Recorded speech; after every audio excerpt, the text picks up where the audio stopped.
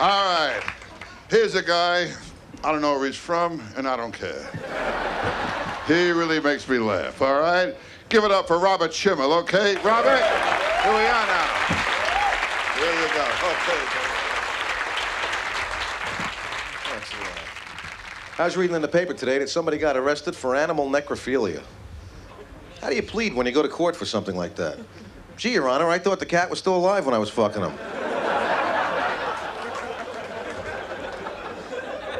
Nah, it's not really right to fuck your pets. I think it breaks their will or something, you know, and then they never listen to you again. Come here, boy, come here, come here. Oh, what do you want to fuck me again? Fuck the cat, leave me alone, okay? I don't want it. Yeah, I just got a dog. I ain't fucking him, though. Dogs are great pets. They can be embarrassing. What do you say when your friends come to visit and your dog starts humping their leg? Well, if it's a pit bull, you say you better let him finish. Before I became a comedian, I used to work for the drug hotline. That's a lot of fun. People call real stoned. You get to play with their heads. Drug hotline. I'm freaking out on LSD. Gee, I'm sorry. The guy you want to talk to.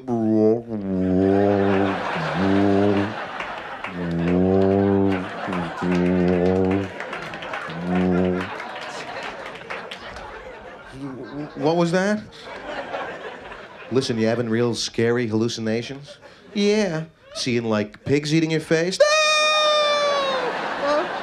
Now that you mention it, yes. Yeah, don't worry, the spiders will kill them. If you ever want to have fun with somebody that's really stoned, all you gotta say is it me or is it getting hard to breathe in here? They go,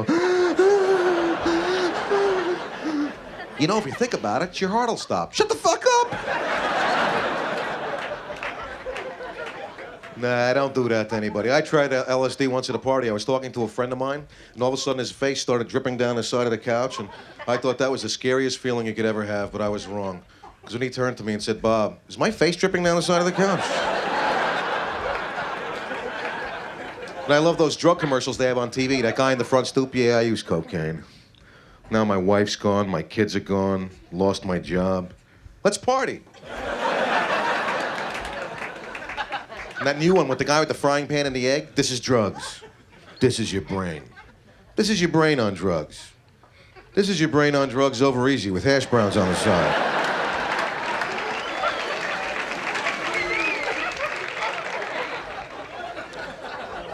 Yeah, so I take my wife to a marriage counselor. He fucked her. He said, what you gotta do is take your wife to one of these adult toy stores, buy some marital aids, and go home and experiment with them. Explore each other's bodies. It'll help broaden your sex life. She came home with a vibrator that takes like 20 D-cell batteries. This isn't exploring, it's like offshore drilling.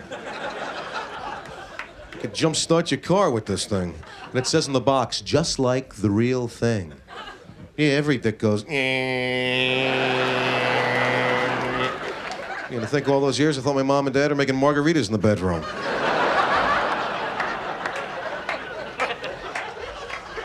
Jeez. How do women buy these things? It must be so weird. They always have them in those boxes with the picture of the girl on it, holding it up against their face, and it says, and it relieves tension. Somehow I can't see somebody going, you know, honey, my neck's really killing me. Where's that rubber dick you got? Can I use that? You know, we know what these things are for. They try and make it look like they're for medicinal purposes. They're not using these in the emergency room. Doctor, his heart stopped. Stand clear.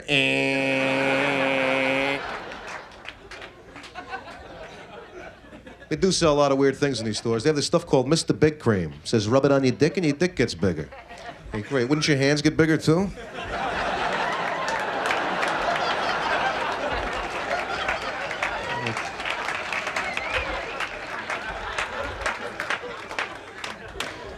They have edible underwear. Fredericks of Hollywood says edible panties. You know, that's great. I think that life isn't complete until you eat somebody's underwear. That's great.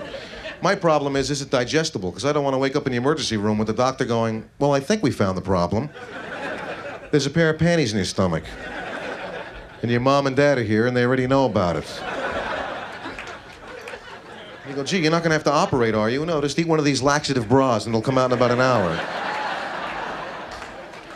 Buying rubbers is weird. It's really embarrassing, I think. And I learned a big lesson with them, too. She just turned 9 years old. Never, ever mix rubbers and Vaseline together. It's a real dangerous combination. My first mistake was putting the Vaseline on, then the rubber, and then we did it, and we were done, and it was gone. 9 months later, this kid came out with a shower cap.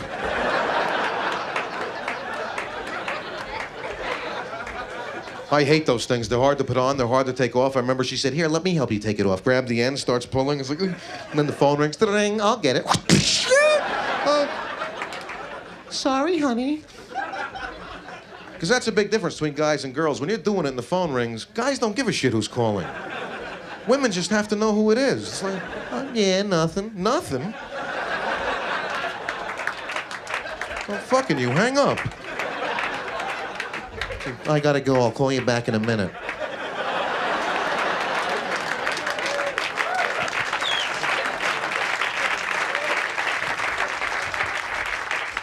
The biggest fight I ever got with my wife was I refused to put her diaphragm in. She wanted me. She said, "Come on, be a part of it." I said, "I will. You put it in and I'll fuck you. I don't want, wait. I don't want to be gonna put that goop on it, fold it in half. God forbid you lose your grip. It's like, what? And then your next door neighbor comes over. Is this yours? It was in the hallway.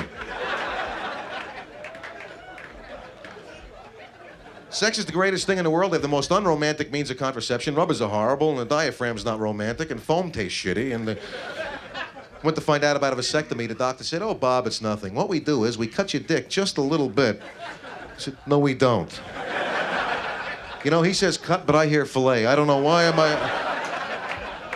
I don't want to be fixed. Yeah, you ever seen dogs and cats that have been fixed? They don't give a shit about anything anymore. I don't want to be like that. I had a dog like that. He was miserable. I said, "Look, I brought you a bone." "Great, something hard to show me. Real nice guy."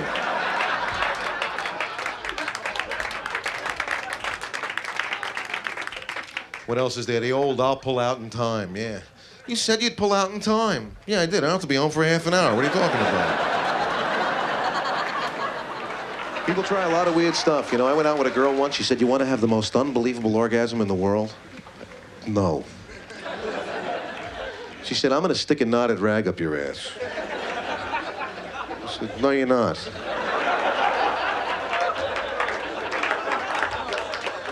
She said, "No, look, I'm going to stick it up there, see? And just when you're ready to come, I'm going to yank it out, and it's going to be like the 4th of July." Well, I don't know about you guys, but when it comes to my ass, I don't like the word yank right off the bat. I said, "You know, honey, I don't want a rag up my ass." She said, "How about a string of beads?" I said, "What are you, Monty Hall? This isn't Let's Make a Deal here. What do you mean?"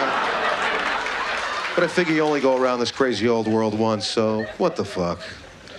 Yeah, so I'm at the hospital getting the beads removed.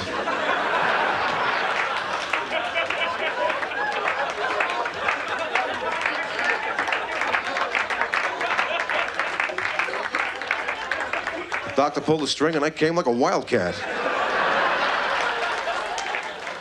She started explaining how they got up there. "Gee, you're never gonna believe this. I was on a stepladder putting a bulb in, and I slipped and fell, and they went right up there."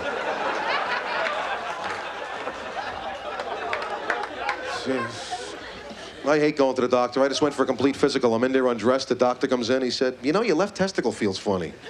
I said, "Shit, then leave it alone. Feels funny for me that you're holding it so long." And who grows up to want to be a proctologist? What kind of goal is this in life? I had to get a thing called a sigmoidoscopy. They take something like this long and they stick it up your ass just to look around. He said, "For what, a parking space?" He said, "Look, I got a better idea. Why don't you tell me what you're looking for? I'll tell you where it is and we don't have to use this." He said, "We're looking for blood in your stool." I said, "Well, you know, I never went to med school, but if you use this, I can make a prediction right now."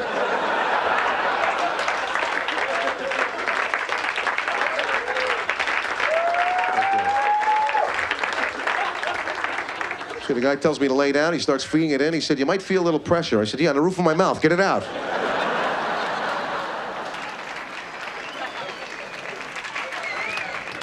Who are these guys? Jesus Christ. They ask the stupidest questions. "How do your stools look?" "Great, I got them framed in the living room." How about, fuck you. "Is it a healthy stool?" "Yeah, it works out twice a week at the Nautilus Club." Why are hemorrhoids called hemorrhoids and asteroids called asteroids? Wouldn't it make more sense if it was the other way around? But then if that was true, you wouldn't be a proctologist, you'd be an astronaut. Well, why do people say excuse me after they fart? Wouldn't it be better if they said look out before they did it? I had such an embarrassing thing. I had to go to the hospital. I thought I was having an appendicitis attack. I'm in the emergency room. The doctor comes in. He said, I'm going to push on your stomach. You tell me when it hurts the most. And he pushed on this one spot, and this gas came out, and the pain went away. And it cost $75 to fart in the emergency room. And the sick thing is you can put it on your Visa card and make monthly installments on it. Then you want to charge something at the store, and they go, sorry, that's been declined. You still owe $25 on it. Did you fart in the emergency room?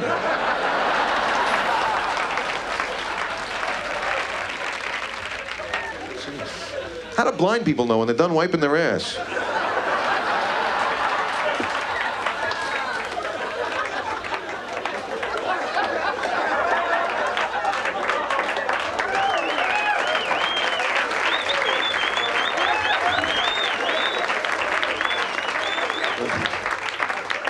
Honey, could you come here for a minute? I need you to proofread something for me.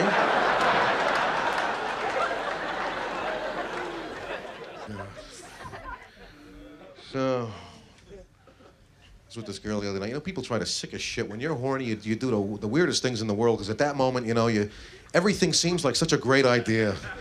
You know, you'll do anything, and then right after you're done, you wish you never did it. And then it's too late. You know, guys have a great way of coaxing girls into doing stuff with you. Like, do you love me? Yeah. How much? A lot. A lot? Why? What do you want me to do? Well, I was thinking, honey, just for a switch, how about I pull out and come on your tits? What was that? Well, all the guys are doing it. Then do it with them. Yeah, but honey, I don't know why. For some reason, I just want to know what it's like. I mean, I've seen it in the movies and everything, and you know, it's not going to hurt to try it just once. And then she finally lets you do it, and it's like, ugh.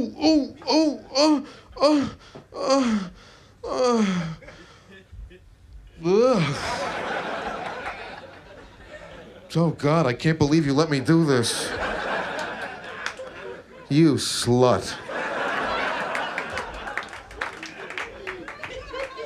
It's true. I think some things guys only like if they think the girl doesn't like it. It's some kind of weird power trip thing for guys. Like anal sex. I think if you really wanted to try that with a girl and she said, well, okay, but be really gentle, because no one ever did anything like this to me before, you'd get the hard-on of a lifetime. But if she said, give me that big dick and drive me around the block, you wouldn't be able to get it up if there was money involved.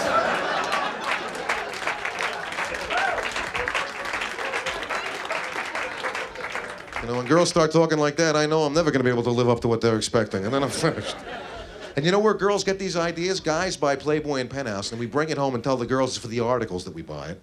If you just said it was for the pictures, that would probably be it, case closed. When you're lying, you say it's for the articles, then she thinks you think she's an asshole.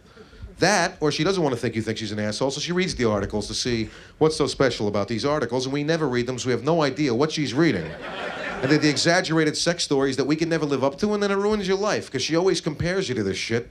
Yeah, then I pulled down his zipper and his massive tool sprung out, knocking over a desk lamp. Great, I'd be lucky if I could knock over a bottle of Whiteout.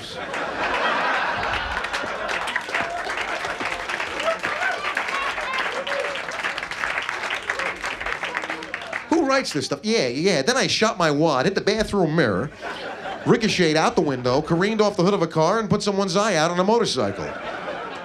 You know what my mom would say if she read that? You know why that happened? Because he wasn't wearing a helmet. Hit the bathroom mirror. I could do that too. Yeah, if I'm kneeling on the sink. It doesn't make any difference how big it is. Those things aren't important. And girls, you think guys judge you by the size of your breasts and stuff like that? Yes? No? What am I, a fucking hologram?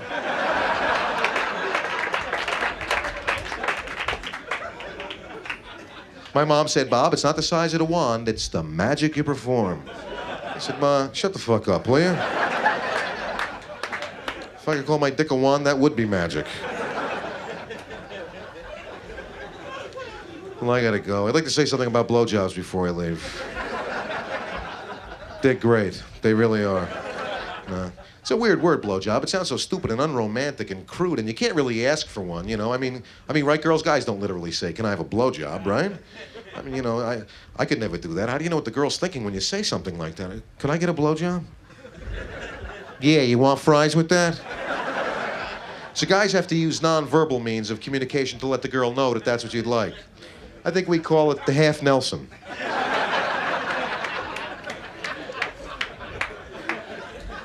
The girl starts out with an innocent kiss aimed for your cheek. You sneak your arm up around the back of her head. Subtly apply 45, 50 pounds of pressure. And she gets the message. She goes, gee, either I can blow him or spend the rest of the year in a neck brace.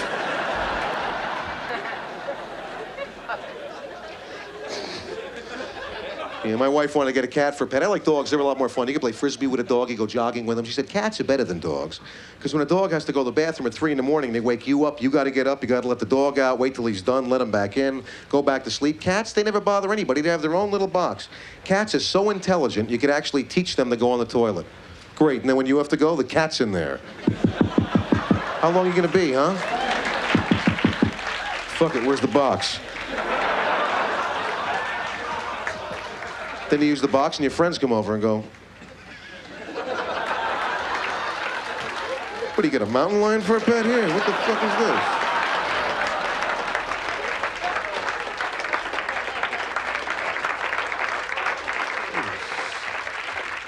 I see these ads all over for phone sex all over the place. They have this dial-a-suck or whatever it is, you know, this phone sex. Whoever invented this deserves every penny they make. Anybody that can get you to pay them to let you jack off on the phone is a fucking genius. I can never do it because I'm afraid it's going to be like, okay, you got your dick out? Yeah. You jacking off? Yeah. Your mom wants to talk to you. Yeah. You guys have been a great crowd. Thank you very much. Good night. See you later.